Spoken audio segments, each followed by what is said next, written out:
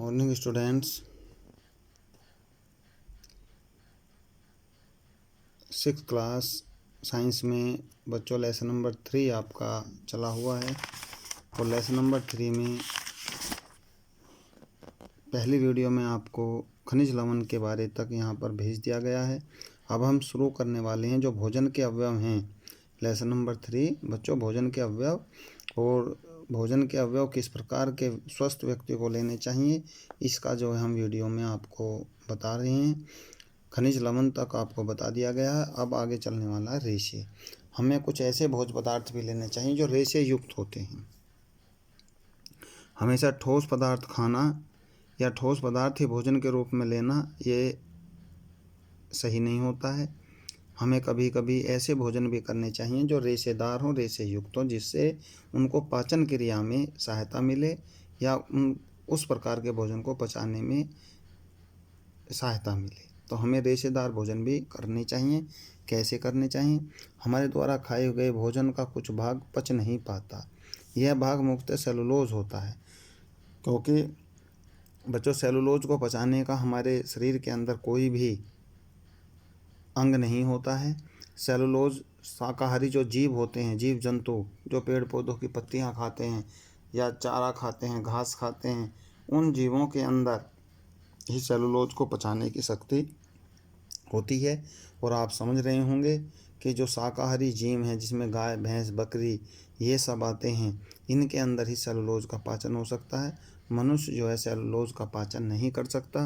व्यक्तियों के अंदर ऐसा कोई गुण नहीं होता जिसमें सेलुलोज का पाचन हो सके। यह वनस्पतिजन्य भोजन जैसे फल, सब्जियों में कार्बोहाइड्रेट के रूप में होता है। इन्हें रेशे कहते हैं। यह हमारे भोजन का एक महत्वपूर्ण भाग होता है।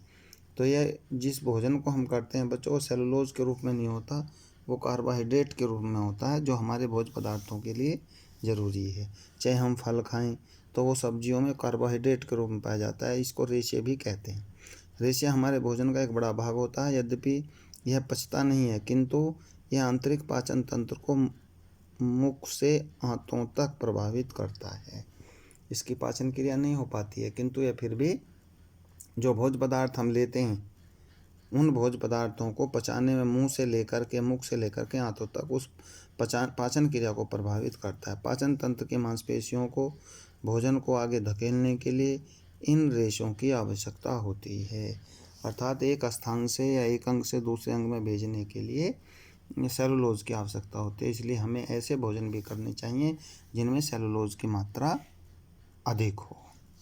अब हम चलते हैं अगला हेडिंग, संतुलित आहार। आहार को कैसे संतुलित बनाया जाए, भोज्य पदार्थ को कैसे संतुलित बनाया जाए, ये सब चीज़ें आपको इसमें बताई जाएंगी। हमें लगातार भोजन एक जैसे नहीं खाने चाहिए। हमें भोजन जो है बदल करके लेने चाहिए। समय पर दूध भी पीना चाहिए, समय पर दही का भी प्रयोग करना चाहिए, मक्खन का भी प्रयोग करना चाहिए। इसके साथ साथ हरी सब्जियों का भी प्रयोग खाने में करना चाहिए।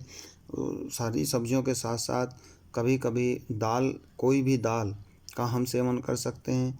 अच्छे गेहूं की रोटी हमें खानी चाहिए। कभी मिक्स अनाज की भी रोटी खानी चाहिए। तो कहने का तात्पर्य ये है कि संतुलित आहार उसी आहार को कहते हैं, उसी भोजन कहते हैं जिसमें हर चीज़ संतुलित होती है या एक निश्चित अनुपात में होती है। इसके बारे में हम अध्ययन करेंगे। संतुलित आहार में सभी पोषक तत्व उचित मात्रा में उपस्थित होते हैं। कोई भी अकेला ऐसा भोज्य पदार्थ नहीं है जिसमें सभी पोषक तत्व उचित मात्रा में हो। इस कारण हम सभी प्रकार के भोज्य पदार्थों के उचित मिश्रण की आवश्यकता होती है। ठीक है बच्चों, कोई भी ऐसा भोज्य पदार्थ नहीं है जिसमें सभी चीज़ें आसानी से मिल जाती हैं। इसलिए एक संतुलित भोजन की आवश्यकता होती है।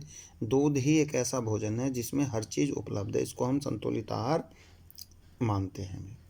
किंतु इसके साथ साथ हमें सब्जियां भी, फ्रूट्स भी और आपके दूध, दही, छाछ भी, उसके साथ साथ मक्खन, घी, तेल का भी प्रयोग उचित मात्रा में करना चाहिए। वह आहार जिसमें सभी पोषक तत्वों की उचित मात्रा होती है उसे संतुलित आहार कहते हैं, जिसमें सभी पोषक तत्व समान मात्रा में होंगे। संतुलित आहार में ऊर्जा देने वाले, शरीर निर्माण करने वाले तथा रक्षात्मक भोज्य पदार्थों की उचित मात्रा होती है।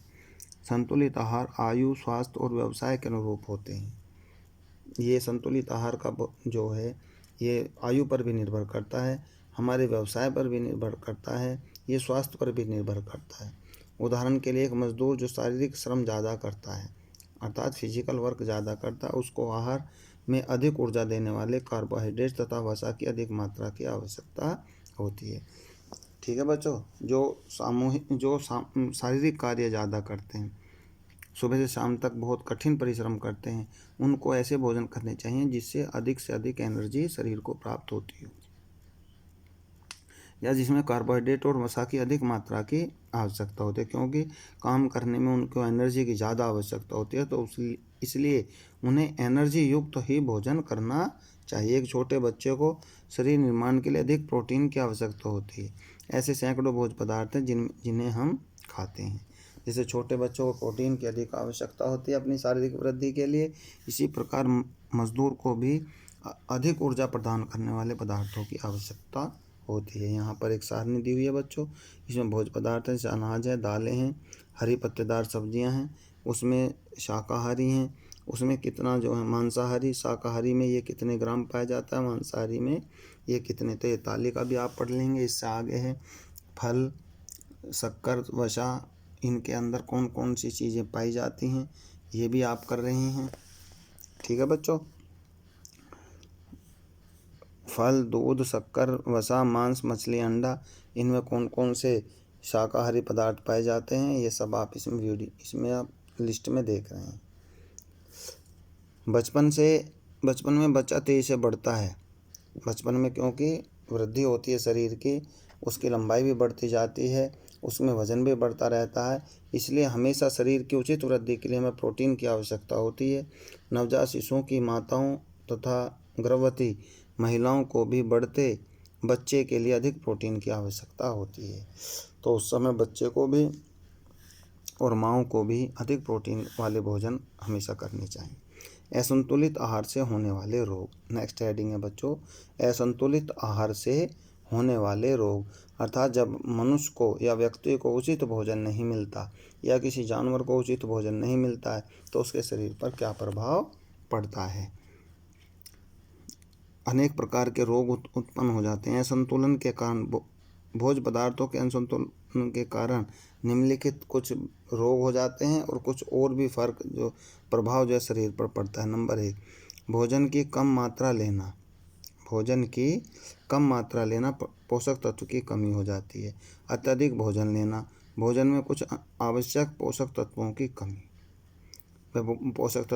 हो जाती है। अत्यधिक भोजन लेना पड़ता है और भोजन की कम मात्रा लेने से पोषक तत्वों की कमी हो जाती है। अगर हम इस प्रकार का असंतुलित भोजन लेंगे तो आप समझ जाइए धीरे धीरे आपका शरीर कमज़ोर होता चला जाएगा और हम किसी भी बीमारी के चपेट में या किसी भी रोग के चपेट में हम आ सकते हैं।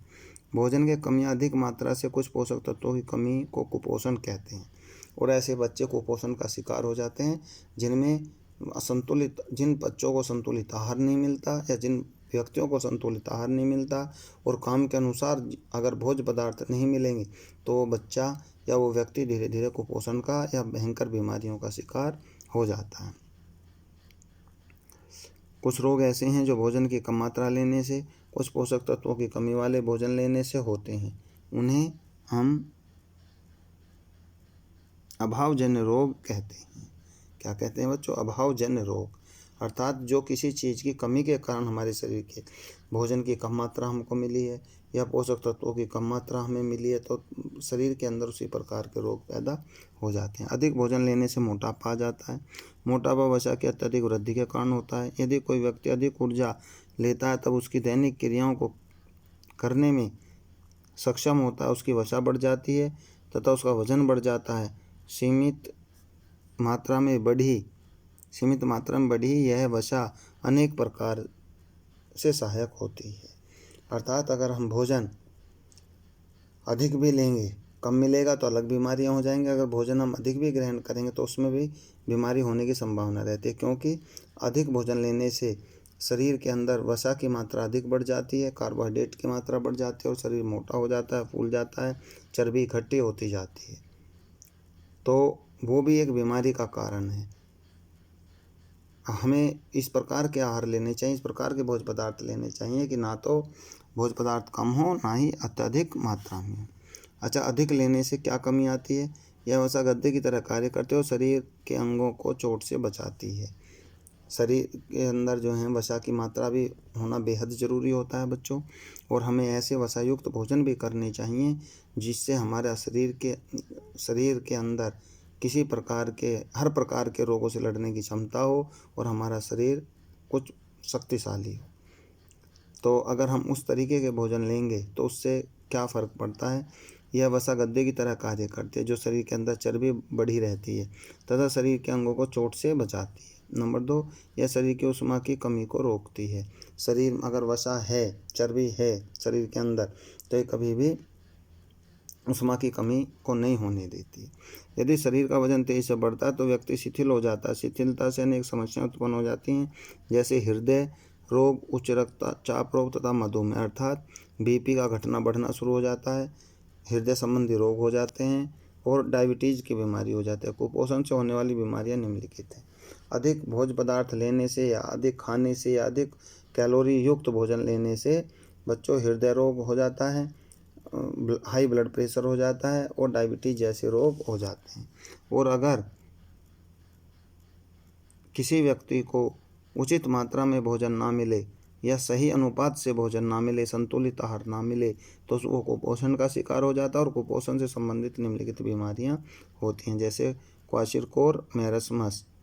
ये अधिकतर बच्चों में होने वाली बीमारियां हैं। इससे बच्चे जो पैदा होते हैं या पैदा होने वाले हैं वो कुपोषण का शिकार ना हो, तो हमें हमेशा प्रोटीन युक्त, वसा युक्त और कार्बोहाइड्रेट युक्त भोजन ही बच्चों को या स्वयं करने चाहिए, जिससे हम इन प्रकार के रोगों से बच सकें। तो इस तरीके के कुछ बीमारियां हो जाती हैं जब हमारे भोजन का संतुलन बिगड़ जाता है। नेक्स्ट हेडिंग है बच्चों अभावजन्य रोग। अभावजन्य रोग, इसको मैं अगली वीडियो में आपको दूंगा। यहीं तक कि ये वीडियो आपको भेजी जा रही है। वीडियो को देखते रहें और अगर कोई प्रॉब्लम होती है तो उसको स्कूल में आकर के आप जो हैं पूछ सकते हैं, समझ सकते हैं। नेक्स्ट वीडियो में आपको दिया जाएगा अभावजन्य रोग, ठीक है? इसके बारे में चर्चा करेंगे। Thank you.